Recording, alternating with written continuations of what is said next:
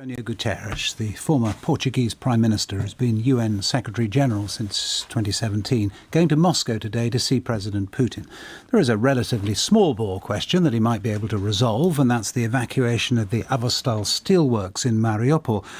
But on the bigger stuff, ending the slaughter of civilians by Russia and the destruction of the international order that goes with it, what can Mr. Guterres really achieve? He has made calls for peace that you would expect from someone holding his office, but he has been completely ignored. Yuriy is an advisor to the Ukrainian Minister of Defence.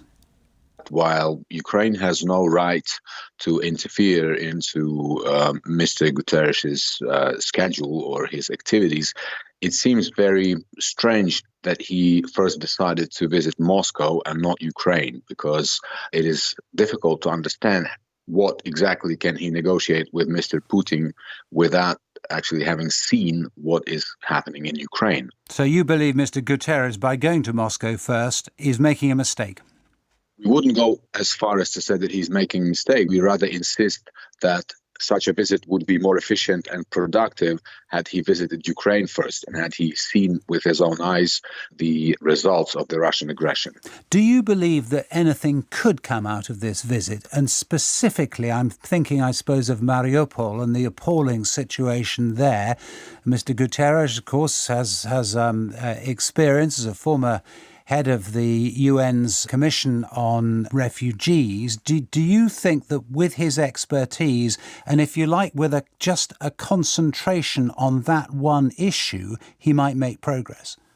We have been saying for a while now that indeed evacuation of civilians is a top priority, and our authorities have said a number of times that it would be very useful if the UN could leverage its authority to help negotiate such evacuation corridors. However, what we have seen that the UN doesn't seem to be able to do that, because the plea of António Guterres to establish the Easter ceasefire, the 4 days Easter ceasefire, was absolutely and abjectly ignored by Russia. So while such a role of the UN in terms of negotiating evacuation would be extremely important, there are very little grounds to believe that this is possible. And what about the wider role of the UN and the Security Council and Russia's position on that council?